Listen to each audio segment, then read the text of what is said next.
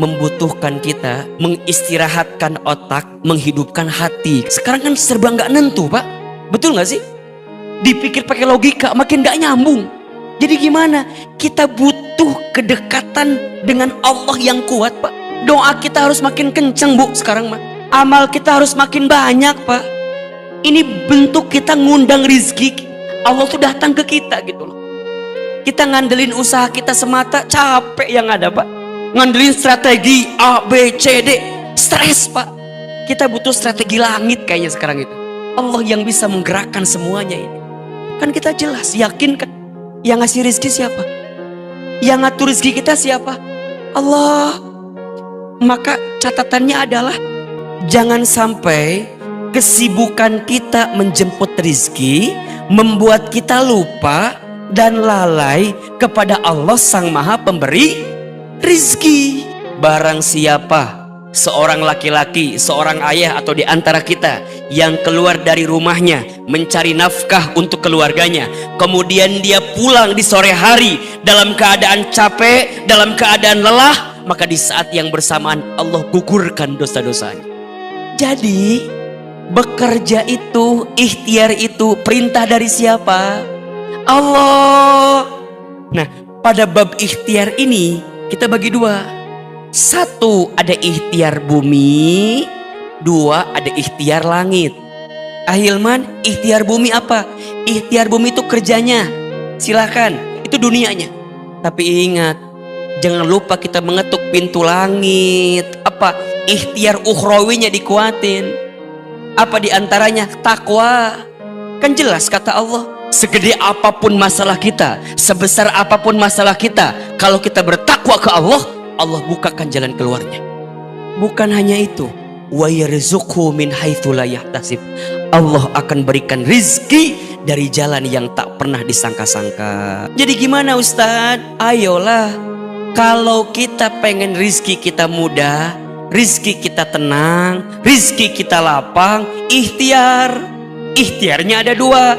Ikhtiar buminya kerja, dagang, usaha gitu. Tapi ikhtiar langitnya tingkatkan ketakwaan kita kepada siapa? Allah. Yuk kita susun agenda hariannya.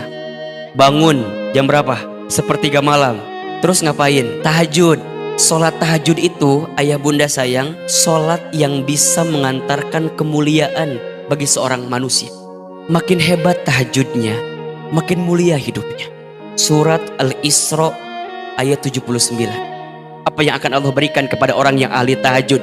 Asa ayyab asaka rabbuka maqaman mahmuda. Maka Allah akan angkat derajat orang yang ahli tahajud tadi ke tempat yang paling tinggi. Makanya ibu bapak nih, kita yang sedang terpuruk, yang sedang down, yang sedang di bawah, ayo bangkit lagi. Gimana caranya? Hadirkan sholat tahajud.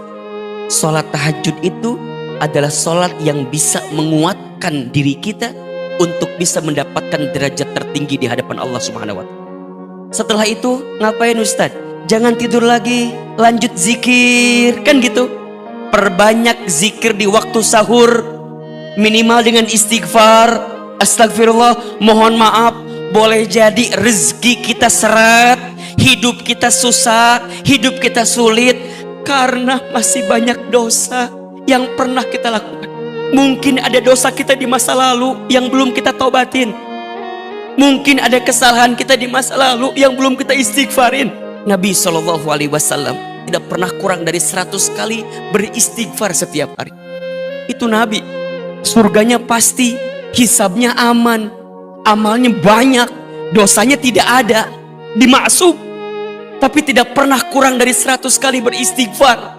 Kita siapa? Kita Nabi bukan, Rasul bukan, surga belum jelas, hisab masih menegangkan, amal dikit, dosa banyak. Kita masih belum mau istighfar. Allahu Akbar walillahil hamd. Ayo perbanyak istighfar di waktu sahur. Setelah itu apa Ustadz? Siap-siap dirikan sholat sunnah fajar 2 rakaat sebelum subuh. Kan Bapak Ibu tahu apa pahalanya? Maka dia mendapatkan pahala seperti apa? Mendapatkan dunia beserta Isinya, bukan hanya dunianya saja, dunia beserta isinya. Bukankah itu yang kita cari selama ini? Betul apa enggak? Kita banting tulang, tulang banting, kaki di kepala, kepala di kaki. Apa yang kita cari? Dunia kan? Ya Rob, kata Nabi itu jelas. Orang yang sholat 2 rakaat sunnah fajar sebelum subuh dapetin dunia beserta isinya. Terus gimana Ustadz? Setelah itu subuh berjamaah ke masjid. Barang siapa yang sholat subuh berjamaah di masjid, maka di hari itu dia mendapatkan penjagaan dari Allah. Jadi kalau hari ini tadi kita sholat subuh berjamaah, maka sepanjang hari dia mendapatkan penjagaan dari siapa? Allah. Kalau Allah udah jaga kita, kelar hidup kita, enak, nyaman. Allah jaga kita. Mau ada yang nipu kita, mau ada yang zolim sama kita, mau ada yang ambil hak kita, kalau Allah yang sudah jaga gimana? Allah jamin kita, aman hidup kita.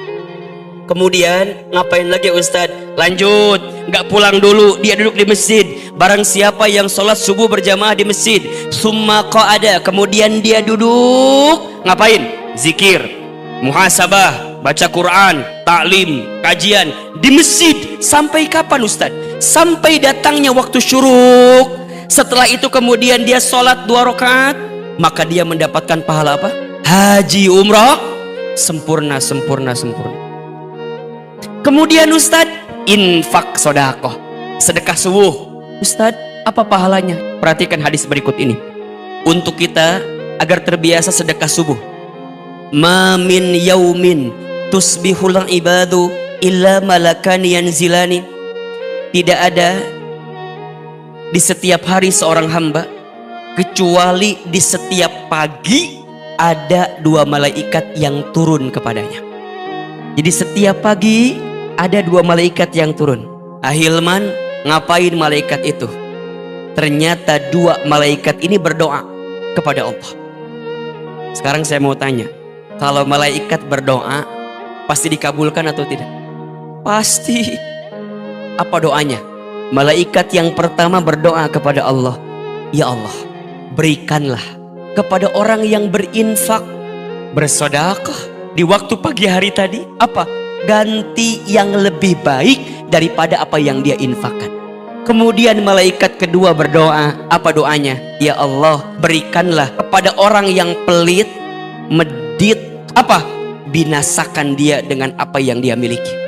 Apalagi Nabi juga berdoa di waktu pagi. Apa doa Nabi? Ya Allah, berkahilah umatku di pagi harinya. Malaikat berdoa, Nabi berdoa, Allahu Akbar, tembus mustajab. Dan itu adanya kapan? Di pagi hari. Kemudian apa? Sholat duha. Barang siapa yang tidak meninggalkan 4 rakaat sholat duha di pagi hari, maka Allah akan cukupkan kebutuhannya. Kita gak usah minta banyak lah, minta cukup aja. Karena banyak orang yang berlimpah tapi gak cukup hatinya. Banyak orang yang punya segalanya tapi gak cukup. Tapi ada orang yang mungkin dikit-dikit aja, gajinya gak gede Ustadz, tapi cukup gitu. Maka ayo jangan sampai lupa sholat duha itu. Kalau mau kita sempurnakan 12 rakaat kan, barang siapa yang sholat duha 2 rakaat, maka kelak dia dibangunkan istana di mana? Di surga. Ngapain lagi Ustadz? Baru ikhtiar, jalan, ayo siap-siap, bismillah. Yang kantor berangkat ke kantor, ya. Yang dagang siapin lapaknya, bismillah. Awalnya kita udah nyiapin ikhtiar langitnya dulu kan. Coba dari tahajud, istighfar, sholat fajar 2 rakaat sebelum subuh, sholat subuh, kemudian isyraq, kemudian infak sedekah. Masa sih rizkinya nggak ada?